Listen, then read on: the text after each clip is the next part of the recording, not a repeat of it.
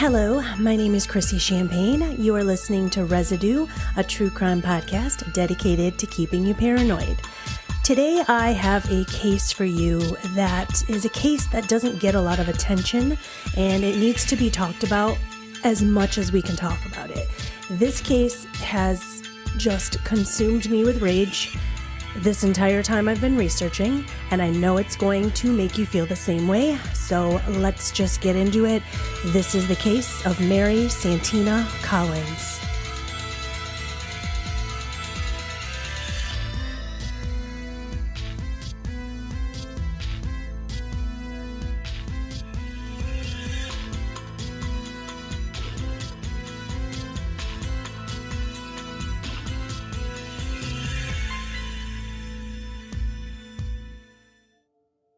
The story of Mary Santina Collins haunts me because it's senseless, and it does prove to you never underestimate the power of family. What happened to Mary Collins is cruel, it's senseless, it's good versus evil, it's blood is thicker than water, it's I won't lie down, I will fight back, I will get justice for my granddaughter. Mary Santina Collins was born July 6, 1999. Mary's grandmother Mia said, "Trying to describe Mary is like trying to describe art or music." Mary loved fashion, she loved music, makeup, she loved doing dress-ups, she loved posting pictures of herself on her Instagram, on her Facebook. Mary was gorgeous, like strikingly beautiful. That kind of beautiful that if I saw her out in public in a store somewhere, I would be like, that girl needs an agent right away. She is breathtaking. Her friend said that she is like a whimsical fairy. Mary was developmentally disabled, but her grandma says there were certainly aspects of Mary where she was far beyond any of us. Mary was born with 22q deletion on the 22nd chromosome. There are 180 different conditions that it can cause. 22q deletion syndrome is a condition caused when a small part of chromosome 22 is missing. It's also referred to as velocardiofacial syndrome, VCFS, or as DeGeorge syndrome. It is believed to be the second most common genetic disorder right behind Down syndrome, yet most of us have never even heard of it. It's because each person diagnosed with 22q presents a unique set of the possible 180 plus symptoms, so it's difficult for even doctors to recognize. Issues most commonly linked to 22q are among some of the most commonly recognized health issues for newborns and children worldwide. This list includes the following: growth delays, feeding problems, congenital heart disease, gastrointestinal difficulties, serious breathing conditions, cleft and craniofacial issues, calcium deficiencies, immune deficiencies, kidney problems. There is also the possibility of developing a speech delay or cognitive delays. You can also develop ADHD, autism, and an anxiety type disorder. In Mary's younger years, her grandmother Mia noticed that there was a difference in her behavior, so she took action. She would not stop until she figured out what was wrong with her granddaughter. Doctors would say that Mary was not expected to ever be able to speak. She was born with a submucous cleft palate, and that is under the surface, so it's harder to see, it's harder to diagnose. And Mary's cleft palate was very serious. She had a surgery performed on her, and the doctor said, "We don't ever expect that she will speak." But at age 6, Mary started to speak. Her earliest speech was very hard to understand, but the family, she had a large, close family, and everyone just worked around this. Although she's now able to speak, she would never be able to make loud noises, such as screaming. So everything was pretty quiet, and all of her friends said that Mary was just this positive energy. She always saw the positive side of everyone and everything. Because of her developmental delay, Mary was vulnerable and she trusted too much. After high school ended, Mary's friend group started to dwindle down a little bit, and that is because all of her close friends, they went away to college. And to give you an example, so if Mary is at this point 20 years old, she actually had the mental capacity of a 14 or 15-year-old. So she's just behind a little bit with all of her friends. Because she had the 22q deletion syndrome, Mary would find it difficult to do everyday tasks like navigate through her own neighborhood or drive. So she started taking Ubers. And Mary's grandmother, Mia, would have a tracker on Mia's phone so that she could keep track of where she was at all times, because a lot of times Mary would need help finding her way home. So after high school, Mary starts becoming bullied on Instagram, Facebook. She's being bullied by Kelly Lavery. Now, Kelly Lavery was the new girlfriend of Mary's ex, Lavi Pham. So Mary dated Lavi in high school for a very short period of time. And all of a sudden, Kelly Lavery and Lavi Pham are just tearing Mary apart on Instagram. Here are some examples of some things that they wrote. So Mary would post these drop-dead gorgeous photos of herself, and Kelly would write underneath it, "Yikes." And then Lavi would write underneath it, "Ew." So Lavi was 23 years old at this point, and Kelly was 24. Mary was 20. But when you have to remember that Mary had the intellectual ability of a 14 or 15-year-old. So these two assholes decided it'd be a fun thing to do to just mess with someone on the internet. And I mean, you got to think about it. Like, what other reason would there be to do this other than that Kelly was just totally jealous? There's no other reason. And I mean, she had good reason to be, because Mary is gorgeous on the outside and the inside, and Kelly's just this monster. Under another picture, Kelly wrote, "Have you ever thought maybe, just maybe, it's because you ain't shit?" And then one of Mary's friends writes, "What the fuck?" And then Kelly writes again, "I'd want to disappear ASAP, to be honest." And then someone else writes to Kelly, "Are you okay?" Seriously. I mean, this is like the biggest red flag. This girl is not stopping. She is just going and gunning for Mary every chance she gets. She was very proud of the fact that her parents were rich. So she would brag about it a lot, that her dad made $700,000 a year, and that everyone should be so jealous of her because her dad makes so much money that she can have anything she wants served to her on a silver platter. There's a certain text chain that you can see online. I think this is Mary writing back to Kelly, and it says, "I'm not jealous, you're just really stupid." And Kelly writes back, "I graduated with a 4.0 in honors, so I don't think so. I'm living rent-free, bills-free. My entire life is handed to me on a diamond-encrusted platter, so I don't think so, sweetie. Not my fault I'm so perfect. I can get a cold-hearted N-word that I'm not going to say to propose to me in 4 months." $700K a year, somebody needs to get that girl into therapy ASAP. It does come out later that people didn't trust Kelly and Lavi. They said they were very violent. They enjoyed hurting people. Kelly even wrote something else in another Facebook post that said, "Lying to me is the quickest way to get yourself murdered in your sleep." Kelly wasn't just straight up mean to Mary. What she would do is, be an awful, horrible, mean girl online, and then she would turn around and send Mary messages like, "I'm sorry for bullying you. I was just bored." Now, it is easy to look at this situation at my age, or any one of you out there looking at it like, what the hell? Why wasn't Mary fighting back? Or why wasn't Mary blocking her, stopping this relationship entirely?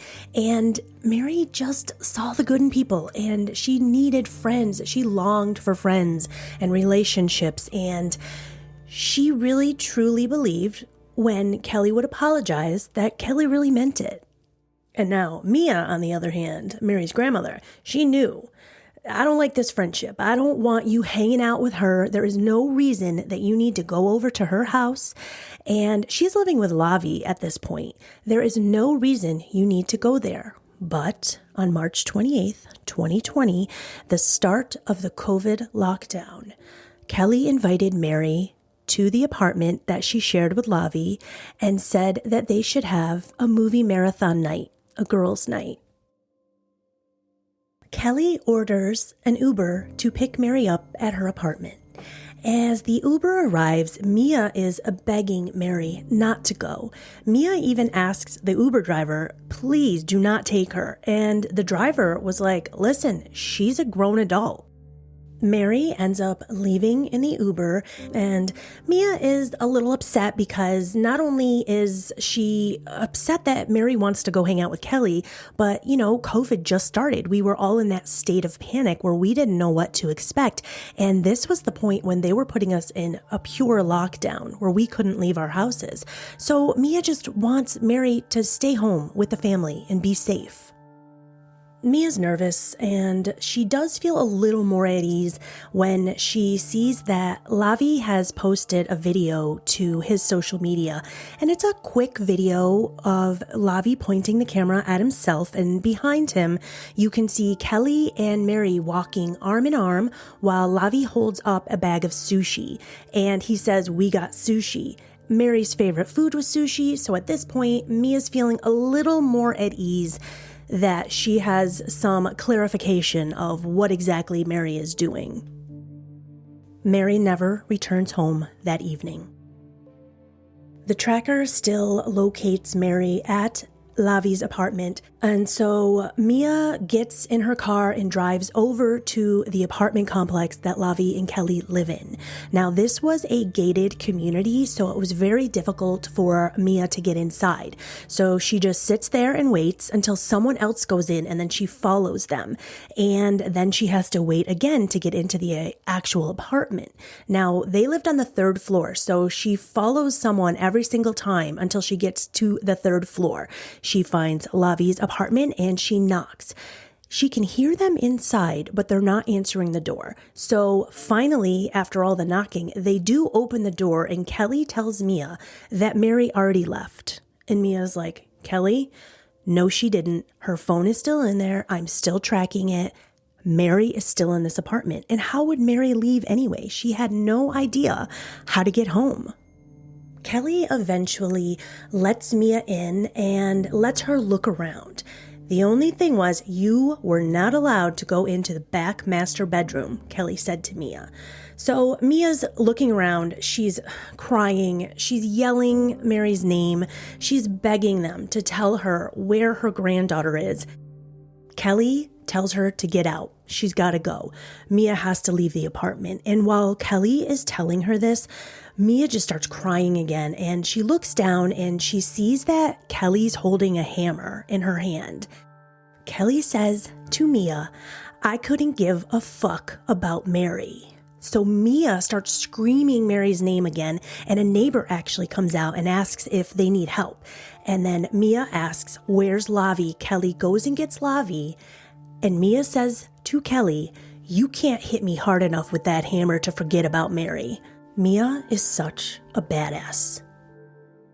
Mia now calls 911, and she's told that she can't file a report or make a report because she needs to go home first and call from home, which makes absolutely no sense to me. And Mia does this because she's just trying to save her granddaughter. She goes home, she calls 911 to make a report. She did not want to leave, but she is now under the assumption that since we do have 911 and police officers, that they would actually go there and help her.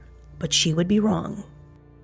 A whole second night goes by, still no activity on Mary's phone, no word from Mary, and it is now March 31st, 2020, and this is when an official missing persons report is filed.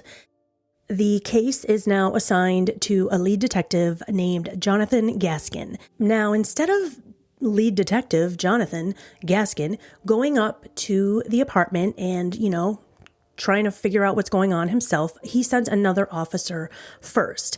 And this officer shows up to the apartment, knocks on the door, and no one answered, so he left. Mia is like, hell no. Nobody's helping me. This has been going on far too long. So she calls the actual apartment building maintenance office. And due to the pandemic, they're all working remote. So this apartment complex guy, he says that he will look at the tapes. He's going to review the surveillance cameras for her, but he's going to have to do it later because he's not there at the office. So Jonathan Gaskin tells Mia that he won't be able to make it out to the apartment this day, so maybe she should call 911 again. What?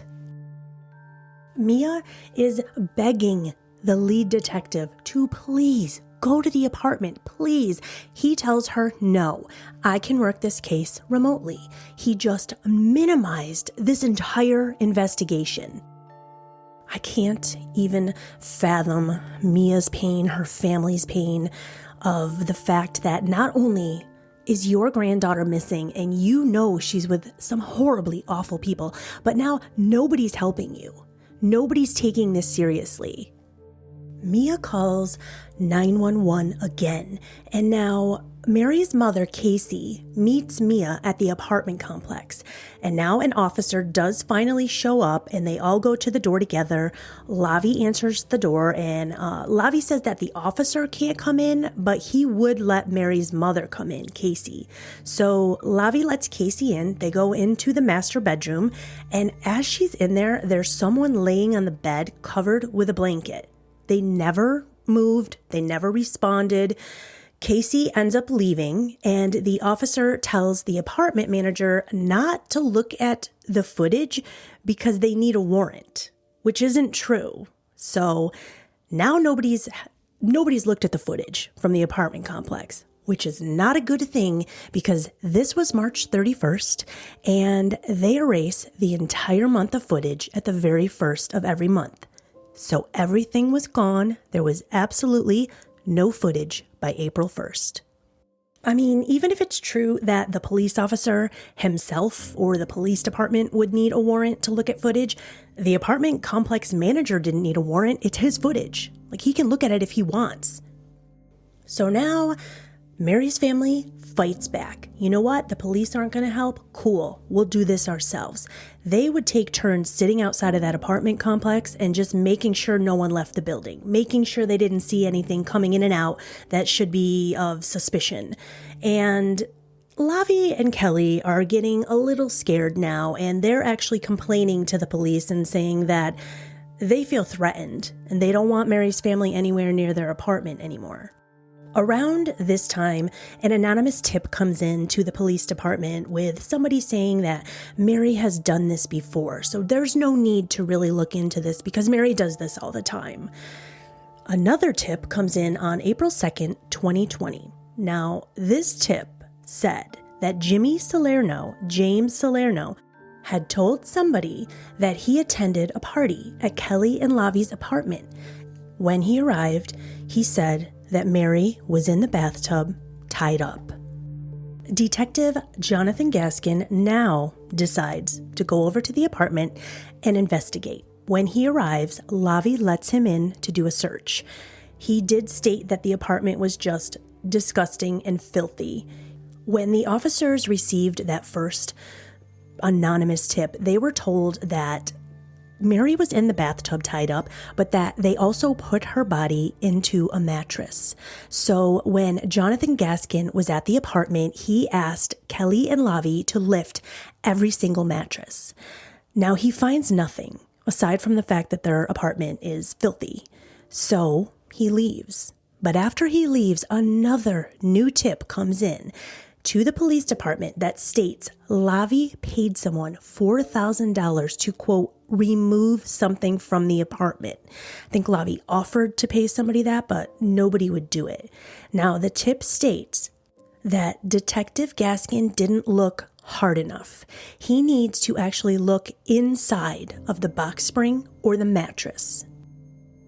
Police arrive at Lavi and Kelly's apartment with an official search warrant in hand.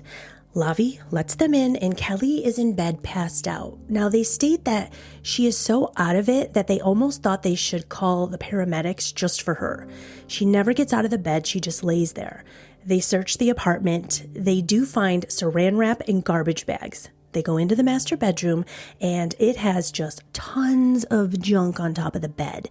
Like so much stuff on top of the bed, they would have to move everything. They find a bloody knife in the corner of that bedroom. They also find Mary's ID. They find a serrated knife in the master bedroom sink. There's a mop bucket near the bathtub, and they spray luminol, which reveals blood. Mary's DNA is found in 6 places. The details about what happened to Mary are pretty graphic, so I did just want to give you a little trigger warning. The police officers clean off the bed and they lift the mattress. And when they lift it, it is revealed that the mattress is upside down and it had tape all around it. So they slice through the tape. Inside the mattress, they find flattened cardboard boxes. And the cardboard boxes still had shipping labels on them with Kelly and Lavi's name and address on them. This is where they find Mary's body. Mary is doused in pumpkin spice shower gel and Dawn dish detergent to mask the smell. There are fingerprints in the trash bags, which were a match to a woman named America Deal. The mattress stuffing and springs were found outside of the apartment building. The medical examiner removes Mary from 2 large trash bags. She was wrapped head to toe. A black t-shirt was wrapped around her upper neck. There were socks wrapped around her lower neck and a red t-shirt wrapped around her ankles. When all of this was removed, the coroner could see that Mary had 133 slice wounds and 24 stab wounds. These wounds were not an attempt to kill Mary. These wounds were an attempt to torture her because not one of these stab wounds or cuts were deep enough to cause her death. Mary bled out. The medical examiner also finds that Mary was sexually assaulted and there was DNA from 2 males on her body. Somebody tells Mia that there is an ambulance at Lavi's apartment, and this gives her hope. So Mia is going to rush over to the apartment, but a family member calls Mia and says, "Please come home.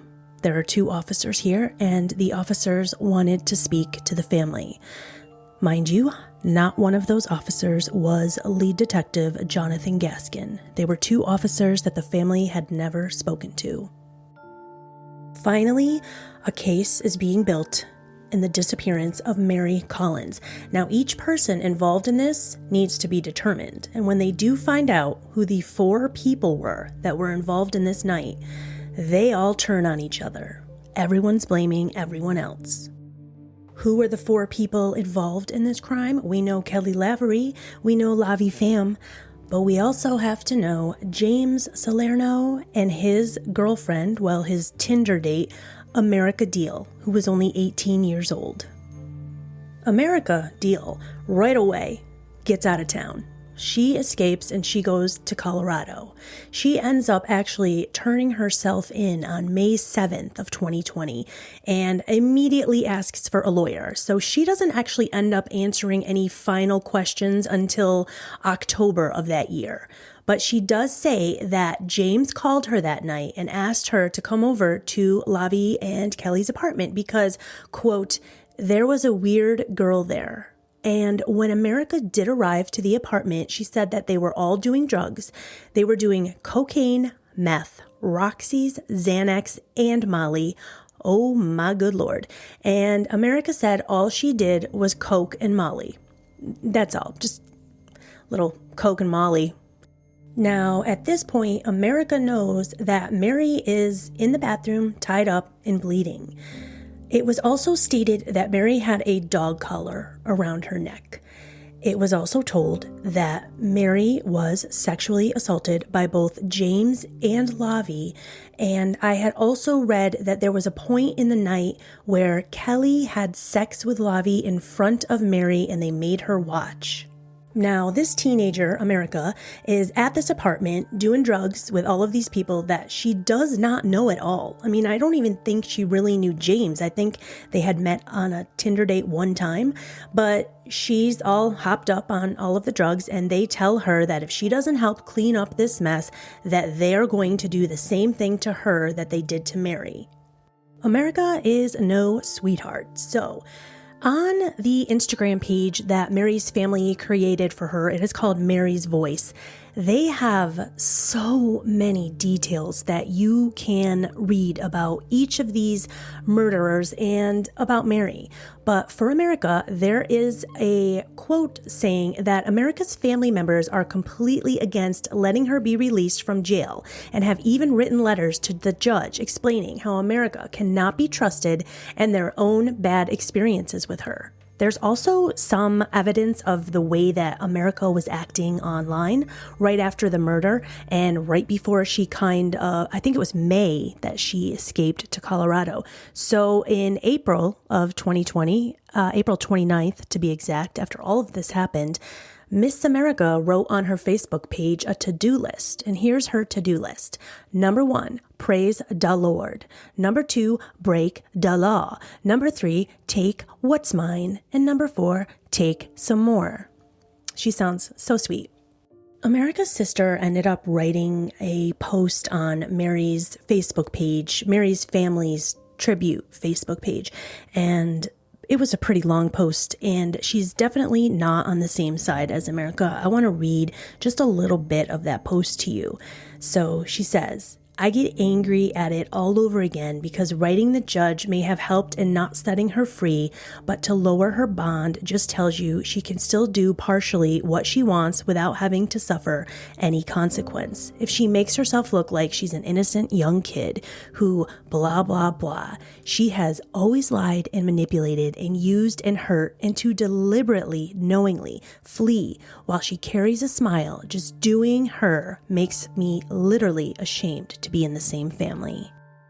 America actually turned herself in after escaping to Colorado, and when she did turn herself in, she was charged with accessory after the fact and concealing a death. On September 18th, 2021, the family of Mary Collins received a victim notification through the North Carolina Savannah Service. This read, this email is to inform you that America Deal has been released from custody as of 9/18/2021. The release reason is bonded out. If you have any concerns about your immediate safety, contact your local law enforcement. So America was bonded out. I believe her bond was $100,000. Normally, when you are in a murder trial and you are bonded out, you should wear an ankle monitor if you make bond. So this was issued by a judge that America should be wearing an ankle monitor if she is released. But the Charlotte-Mecklenburg Police Department made the decision not to monitor people charged with murder with ankle monitors. I don't understand this. So the people that are released on bail, they do not have to wear an ankle monitor, even if it's released on bail because of murder. Now, I think this action was meant to hopefully keep them in jail rather than having a judge give them a bond, but this wasn't, explained to the judges. So everything got lost in translation, and basically America's free to go do whatever she wants. And as we know, she already fled once to Colorado, so she did actually end up leaving, and she is in Clover, South Carolina with her mother. And that was where she was at the time of this article in 2021. Okay, so next up we have James Salerno, who was 20 years old at the time of the murder.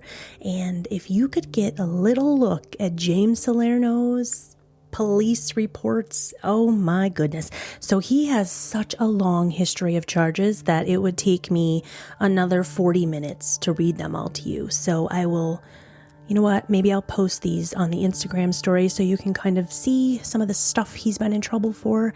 Mary's family begged the judge to not let him out on bond, and he did. So he was given a $250,000 bond, and he actually was released on Saturday, June 3rd, 2023. James Salerno's family was taking selfies after court. They were cheering. They were so excited. And James' father even tried to fight somebody from Mary's family after the ruling for the bond hearing. I'm just, learned behavior, right? James Salerno was charged with kidnapping and concealing a death. He is currently out on bond awaiting trial. Lavi fam pleaded not guilty and is still awaiting trial. Kelly Lavery took a plea deal and she pleaded guilty to second-degree murder, concealment of a body, and first-degree kidnapping. She was sentenced to 25 to 32 years in prison. Mary's sister Riley spoke at the sentencing. She said of Kelly Lavery, "She saw the light of my sister and wanted to put it out, because you don't know what light is." Lavery addressed the court saying, "I want to pray for Mary that she's in peace and that she knows I'm so sorry for what happened to her." After sentencing, Mia said, "No one is going to tell me that Mary's life, the value of her life, is 25 years. After this happened, more people start coming forward to talk about Kelly, to tell stories about how much of a bully she was to them. Some people said that Kelly was obsessed with knives. Kelly even targeted another ex-girlfriend of Lavi's at one point, and friends start saying that Kelly is a master manipulator. Kelly's high school yearbook quote said, "In 10 years, I will be richer than all of you." Commissary rich is what she is. This one was so hard for me to research, so hard for me to tell. I couldn't sleep some nights because it was just like the rage that consumes your body and your mind. And I can't even imagine what Mia's family goes through every single day. And the fact that 3 of them are just out there, well, 2 of them are out there, one of them's still in jail awaiting trial, but 3 of them are still awaiting their trial. And this was like clearly a premeditated murder. They knew what they were doing when they asked Mary to come over that night. Like, this was something that was set in motion way before that night actually happened. There were a couple things I forgot to mention in the beginning when I was telling you what happened to Mary, because a lot of times I just wanted to get through the story because it's really hard to talk about those things. But there were facts that she was given Xanax, and it was put in her drink so that they could make sure that she was going to be kind of out of it. There was something that was told that Lavi would text Kelly and tell her 1 more bar down. So how much they were putting into her drink was being talked about back and forth from one to the other, while Mary's just sitting there unknowingly being drugged. This story just spoke to me because I like to have a special feeling about a case before I do it. I want to really care about the people that I'm talking about, because you spend a lot of time invested in their lives and you don't really know them, but you start to feel like you do. And there are certain cases that I cover where I start to cry. I'm writing a script and I can't get through it because I cry. And this was one of those cases, and I take it very seriously. And this just broke me. It's just from the start, Mary was just so loved by her family. And as a mother, as an aunt, a grandmother, a sister, a brother, you know the child since they're little babies. Since the day they're born, you take them into your life and you raise them. You're with them every second. You think about them every second. From the minute your child or your grandchild is born, you do not stop thinking about them. And as they get older and they start to navigate the world on their own, you can only just pray that they're safe. You would never in your wildest nightmares think something like this is going to happen. And then when something like this does happen, nobody helps you. Sorry to go off on a tangent like that. I just needed to say it. But I do want to let you all know that Mary's family created a website for her. It's called Mary's Voice, and it is a beautiful dedication to her. It also keeps you up to date on everything that's happening. You can listen to podcasts on the case, YouTube reports on the case. You can learn more about Mary and her family. I highly suggest you spread the word, get the story out there more, and here's the reason why. And I don't want to start crying when I say this. Okay. Mary, as I said in the beginning, she couldn't scream. She couldn't raise her voice. So can you imagine her in that bathroom that night and she can't scream for help? And then there are these people that have hurt her in the most unimaginable ways, and her family isn't able to get any justice. Like, what is going on? So I think that we can be the voice for Mary. Like, we can scream. We should scream. We should tell the story. We should always make everyone remember what happened to Mary and what happened to those people that hurt her the way that they did. And what happened to Mary's family with the police? No justice, like no concern whatsoever for what this family was going through. Mary's Voice has some goals that they would like to achieve. Number 1, increased police response. An increased police response time for a missing or endangered person with a disability. If a person with a disability is missing or endangered, police must respond more rapidly to this urgent emergency. Number 2, a critical code alert. This would help create and develop and implement an additional national alert system for missing or endangered persons with disabilities, much like an Amber Alert for missing children or a Silver Alert for seniors, especially those with Alzheimer's, dementia, or other mental disabilities. The death penalty and plea deals for murder, bond system, and victims' rights. Number 3, increase awareness of how the death penalty is flawed. Increase awareness of how plea deals are used. Increase awareness of inequity in the justice system and how it applies to Mary's case in differently abled person. Increase awareness of what is happening in our justice system, including bonds for murder and victims' rights.